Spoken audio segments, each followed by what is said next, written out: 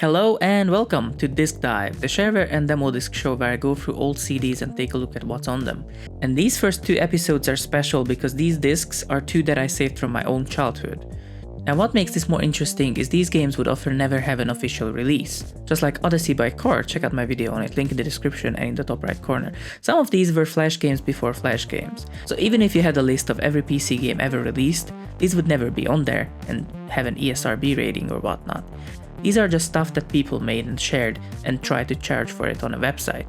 Hell, some of them are still available. Truly a wild west of software back then. And speaking of wild west, these were notorious for having all sorts of nasty malware on them, usually adware and spyware.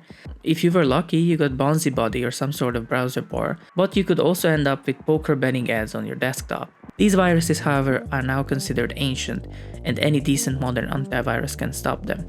So going through the disc in the order it lists the games, first up is 1233 Solitaire for Children, and after a quick installation, it sure is Solitaire. Took me a minute to remember how to play, but just like the one that came with Windows XP, seemingly nothing less, nothing more. The memory game is the same, except I could actually beat it first try, an exceptional feat considering this was meant for children. Moving on, we have Free IAB, which did not work, but it's a game where you can move tiles and one is missing and you have to organize the numbers. The actual next game was Free in a Bed.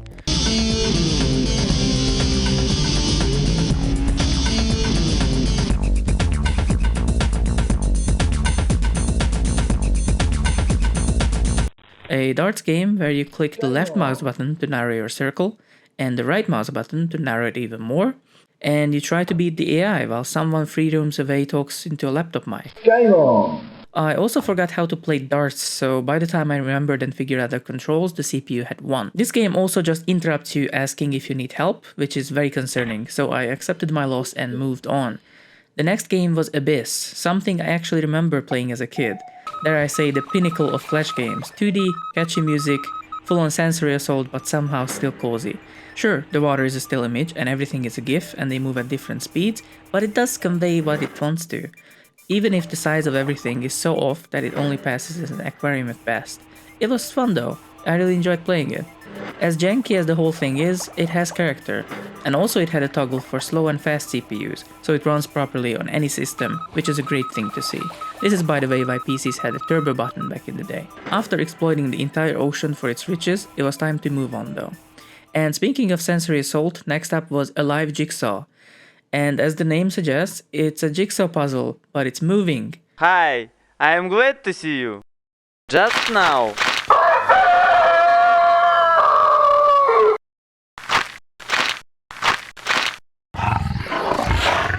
I remember messing around with this one as a kid.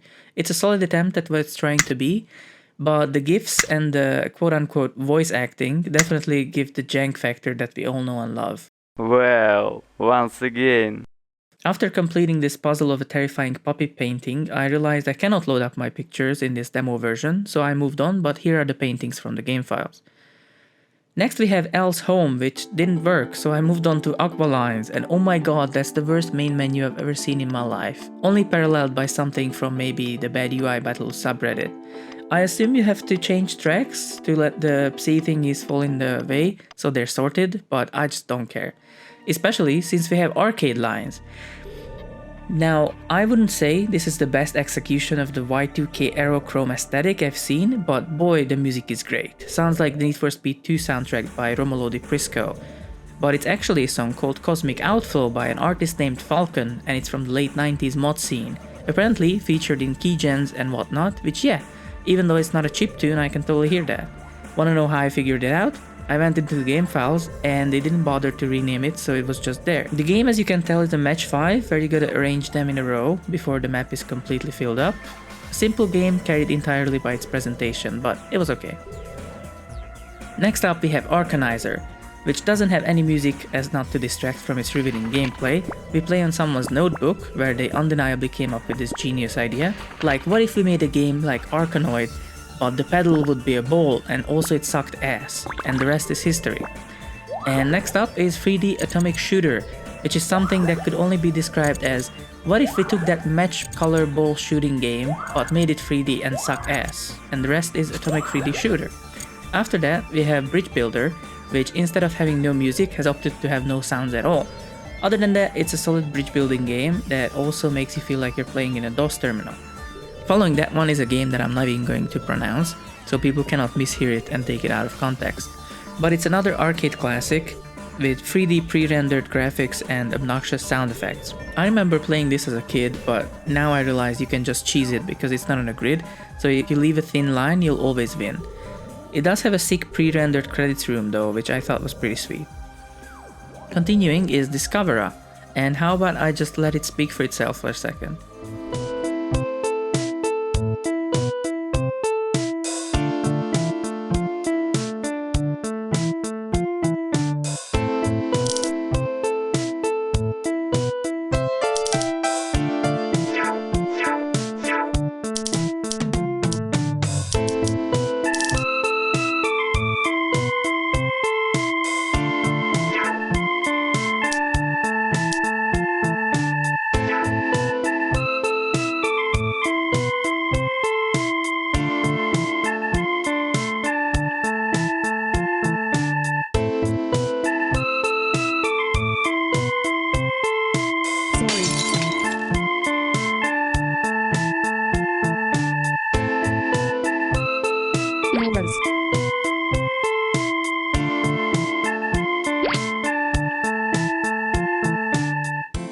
An absolute sensory assault of a game. Clearly a copy of an older arcade classic, but with pictures and this MIDI song that sounds familiar but I can't remember what it is, let me know if you recognize it. Also, this text-to-speech lady saying rules and sorry are my new favorite. Later I thought the game crashed because it froze on me, but no, it was changing music, and also it was changing it to the up. After that life-changing experience, I decided to move on to childhood favorite Elastomania, a 2D motocross platforming game where you collect apples and touch flour for some reason. Times were simpler back then, but despite seeming simple, this game gained a big following and is now on Steam and consoles, I think. It was also developed by a Hungarian team, so that's always nice to see. The name comes from your bike's forks being elastic, as able to stretch out, something that I wasn't able to showcase in these early stages. What's worth noting is that the game doesn't register you leaning back as soon as you press the button. There's a significant delay, and that you have to get used to and work around, at least in this early build. Honestly, it makes it more challenging and terrifying, but also more frustrating. Next up was Formula Broomstick, a game where you race as Harry Potter on Formula 1 tracks that are carved into the ground on a broomstick, while all the graphics freak out. This is one of those times where the physics were tied to your CPU's clock speed, so on a newer system it runs 20 times faster. If this had the toggle from Abyss, we could have played it, but as much as I tried playing it like this, it was impossible.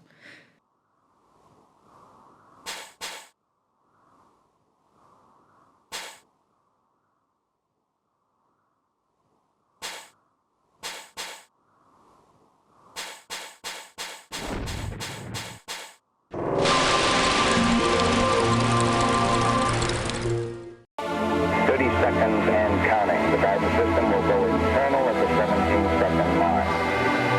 Now 25 seconds. We have complete clearance to launch. We are go. 20. All engines running. Launch commit. Liftoff. We have liftoff at 9:34 a.m. Eastern Daylight Time. Moving on, we have Miniverse Minigolf, an extremely sleek game with rocket launch radio comms, Y2K music and a menu that looks like a cool Winamp skin.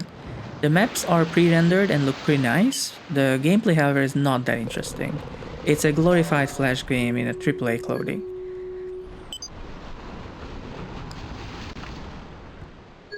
Next we have Overtower, a card-based tower defense game that even though I didn't understand as a kid, it still made no sense to me today. I remember seeing a lot of card-based games back in the day, trying to cash in on the fact that it's relatively simple process of rendering cards and some effects, and Magic the Gathering, Yu-Gi-Oh! And the likes were very popular at the time.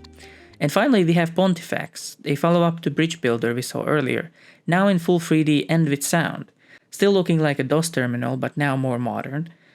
Why would you include both of them on the same disc, you may ask? I have no idea, but it's a solid game if you're into this genre. Obviously has nothing on Polybridge, but the concept is the same. It also has onboard camera, which I thought was very cool.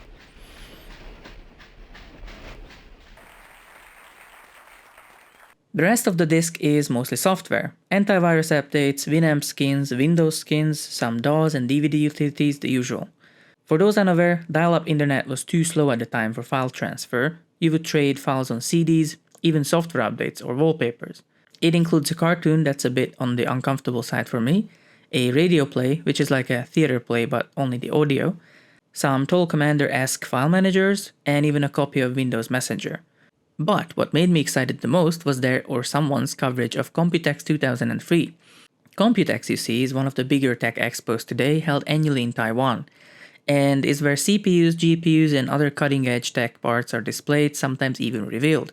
Back in 2003, however, it was just beginning to grow into the spectacle it is today, so it's amazing to see someone's just going there covering the event while it looked like this.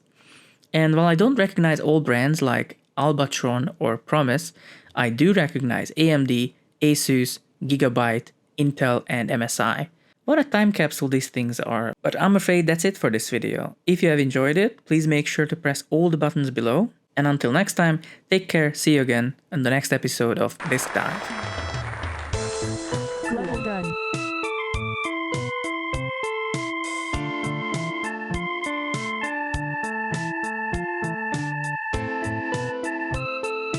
Sorry.